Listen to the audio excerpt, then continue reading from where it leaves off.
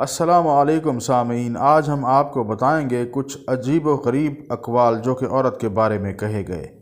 یونانی کہتے ہیں کہ عورت سانپ سے زیادہ خطرناک ہے۔ سقراط کا کہنا تھا کہ عورت سے زیادہ اور کوئی چیز دنیا میں فتنہ و فساد کی نہیں۔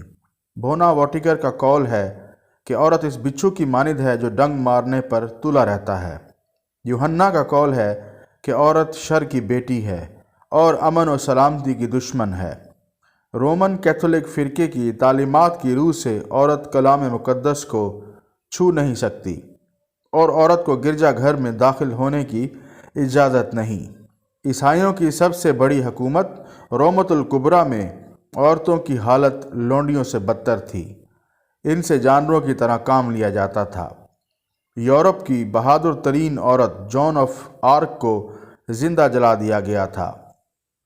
دور جہالت کے عربوں میں عورت کو اشعار میں خوب رسوا کیا جاتا تھا اور لڑکیوں کے پیدا ہونے پر ان کو زندہ دفن کر دیا کرتے تھے، لیکن محسن انسانیت رحمت للعالمین حضرت محمد مصطفیٰ صلی اللہ علیہ وآلہ وسلم نے عورت کو وہ مقام عطا فرمایا جو آج تک کسی مذہب میں حاصل نہیں۔